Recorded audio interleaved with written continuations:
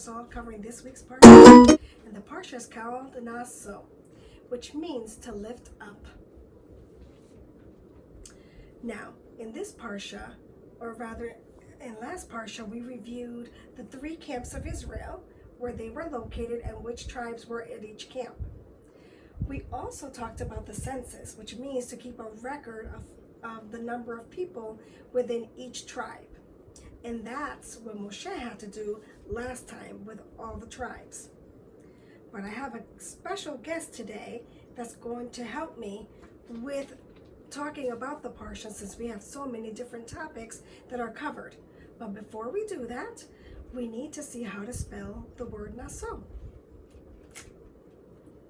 Do you have your Hebrew letters ready? Why don't you grab them so you can follow along with me? The first one you'll need is a nun. Then, this special letter, which can have a sh or a s sound. But in this week's Parsha, it's going to have a s sound. So we're going to call it sin. Then the last letter is an aleph. And together we spell Naso. Now, our special guest is very anxious to meet you. And he is going to review all of these topics because there were so many different types. Here we go. Hello, Moshe. Hello, boys and girls. Well, Moshe, I'm so glad you're here today because we have so many topics covered in the Parsha, and I thought it would be very interesting if you covered them, since a lot of these things were given to you to do or to tell other people to do, right? That's right, Morah Marisol, and this is my job, to help my brother Aaron and to help the people of Israel. Yes, very, very long job, very, very long hours, right? Yes. So, Moshe, tell us, where do we start? I was just telling our friends about the census, and we continue with the census in this Parsha, right? Right. So, with the census, Hashem tells me, Moshe, to count the Gershon clan. I tell my brother to help me, and we count all the men from ages 30 to 50, the strongest of the clan. And Gershon clan is in charge of transporting all the woven materials of the Mishkan. This includes the curtains, the walls, the roof curtains, the ropes, everything that has to do with basically linen. Then my brother's son, which is my nephew, Itamar, he's in charge of the transportation team. Then after that, I have to count the Merari clan. Again, for all the men from ages 30 to 50.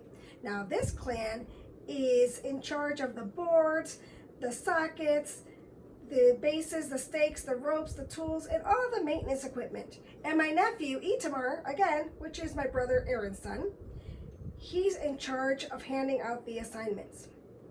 Wow, Moshe, very busy day for you, right? Yes, indeed. Now, don't think that the Levites, all they do is work, cleaning and cutting of the korbanot. Wait, Moshe, what's korbanot? Isn't that offering? Yes, it means offering. So they're not just busy with that. They need guards at the gates, songs to sing, and instruments to play. All of those things are part of the Levites' job. Well, that's very interesting. I didn't think about that. Yes. So, on to the next topic. The next topic is about purity. From the day the Mishkan was first opened to the public, the rule had been that a Jewish man, woman, or child is impure, and if they are, they may not stay in the camp because the camp is holy. That means that if a person is tameh, another Hebrew word. What's tameh? Tameh means impure. Oh, thank you.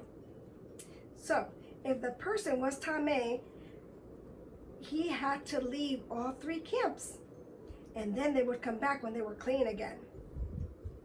Oh, very interesting. Yes.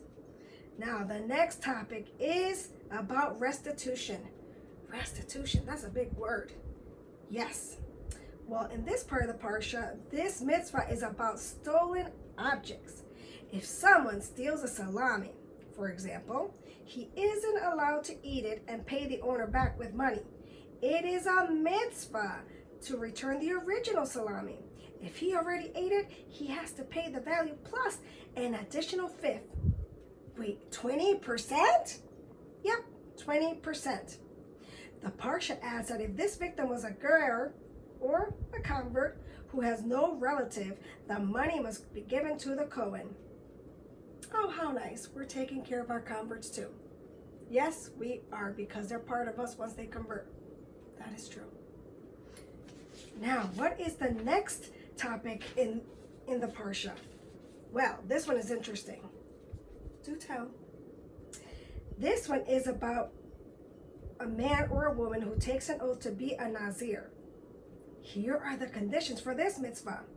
A Nazir has to stay away from all wine, vinegar, grape juice, and grape products. He should stay away from parties and even from vineyards, so he won't accidentally consume grape products. How can you recognize a Nazir? Look for the local long-haired person who's keeping away from wine. A Nazir is not allowed to cut his hair. Why is there a prohibition on grapes and the hair cutting? Please tell us. The idea is that a Nazir is supposed to look past his physical appearance and physical desires. Thus, he keeps away from sin. In fact, he isn't even allowed to comb his hair to look nice. No way. Yes. It's true. Instead, he has to concentrate on teshuvah and Torah thoughts. A person who takes the oath of a Nazir is as holy as a Kohen Gadol. Wow, that's pretty important. Yes, it is, and so is that oath. How long does a person have to stay a Nazir? Well, if someone declares, I'm becoming a Nazir, and doesn't say for how long, it's automatically set at 30 days. If a Nazir accidentally becomes Tameh, which means, I know, you're quizzing me, it means impure, right? Right. If the person becomes Tameh during that time, the Nazir waits 7 days, offers a korbanot, offering, yes, I remember, yes, offering on the 8th day, and then starts the count all over again. When the time period is over, the Nazir must cut off all his hair and offer a series of korbanot, offerings to Hashem. Wow, that sounds like a pretty intense oath. Yes, it is, not to be taken lightly. Well, we are here at the blessing. Now, this blessing is really important, and it first comes up in this part of the Parsha.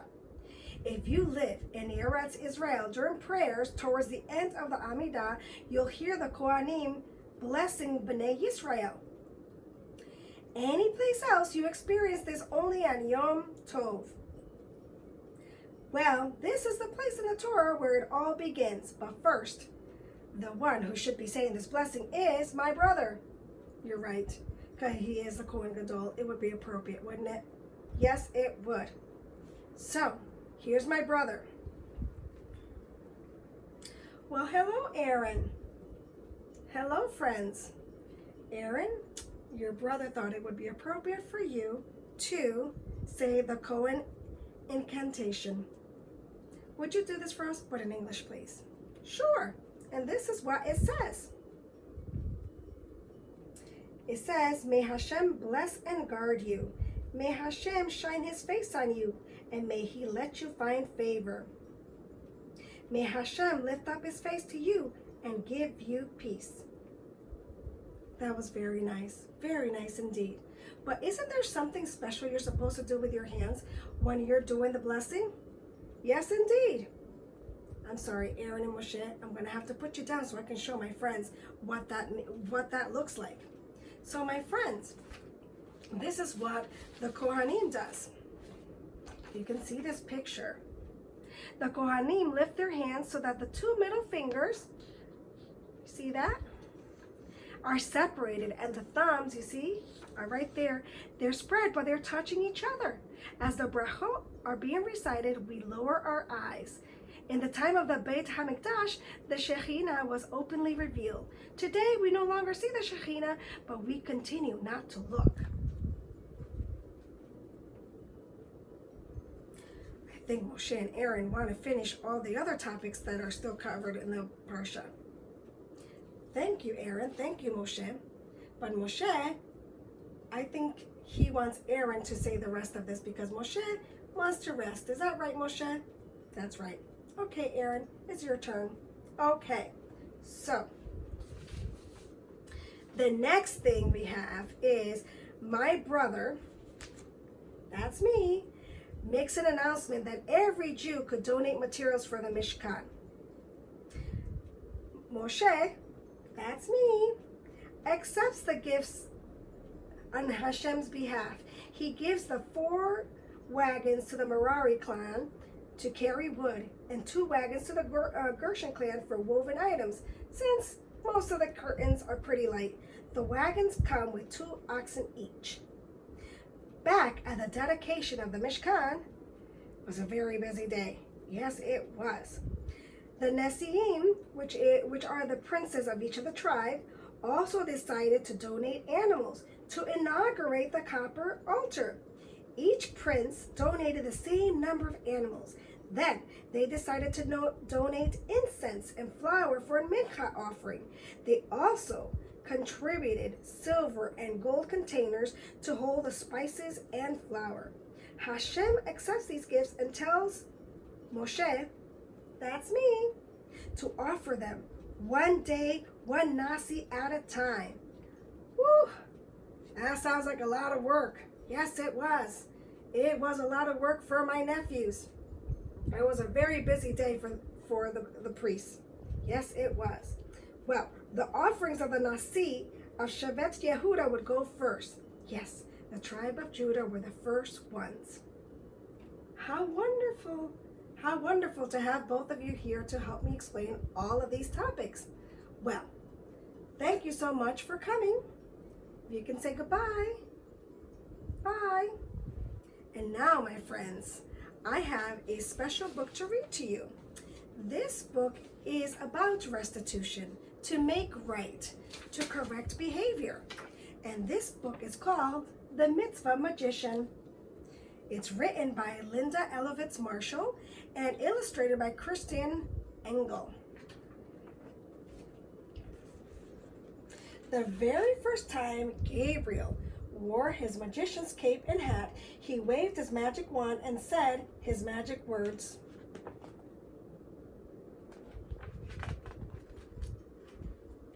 Presto magico, I'm Gabriel the great magician.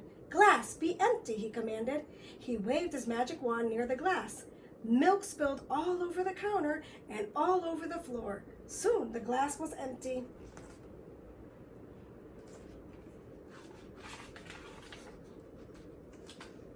Gabriel waved his magic wand again. He waved it so close to his little sister Julia that he poked her in the tummy.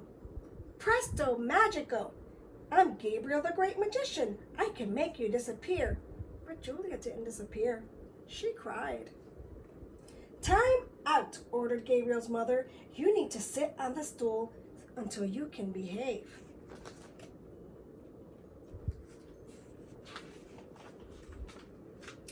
But I'm Gabriel the great magician, he insisted. I need to wave my magic wand. Gabriel, good magicians aren't mean. Good magicians do things that make people happy, not sad. They do mitzvot. That's a Jewish word for good deeds, said his mother.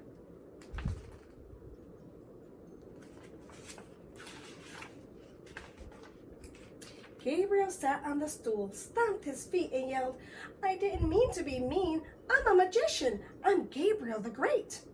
If you don't settle down, said his mother, I'll have to take away your cape and hat and magic wand. I'm counting to 3. 1, 2. Gabriel got quiet. His mother scooped up Julia and left the room.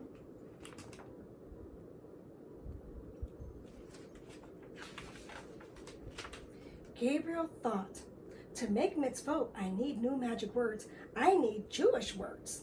He waved his magic wand. I wish I had new magic words, he said. One wish, two wish. He sneaked off the stool. He tiptoed into the kitchen. He waved his magic wand. One wish, two wish, Jewish, he exclaimed. Kitchen, be clean. He put down his magic wand and wiped down the counter and mopped the floor. Then he rushed back to the stool. He thought and thought some more. He sneaked off the stool again and tiptoed into the living room. He waved his magic wand. One wish, two wish, Jewish, he commanded. Toys, be tidy. He put down his magic wand, picked up the toys, and put them in the toy box. Then he rushed back to the school. He thought and thought and thought some more. He sneaked off the stool a third time. He set the table for his mother, Julia, and himself. He put a cookie on each plate. Then he set plates and cookies on Julia's doll table too. He rushed back to the stool.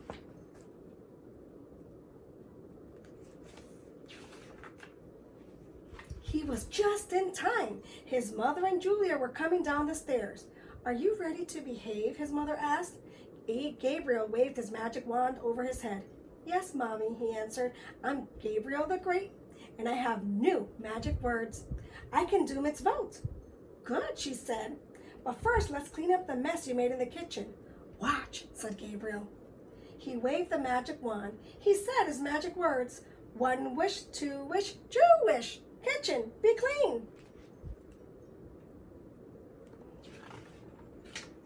His mother looked into the kitchen. It was very clean. How did that happen, she asked. Gabriel waved his magic wand again. He said his magic words. One wish, two wish, Jewish. Toys, be tidy. His mother looked into the living room. All the toys were in the toy box. Wow, she said. Gabriel waved his magic wand a third time and said, one wish, two wish, Jewish. Cookies, be ready. He smiled, pointed to the tables, and took a deep bow. Julia clapped, and his mother gave him a big hug. I make mitzvot, he announced. I'm Gabriel the Great. I'm the Mitzvah Magician.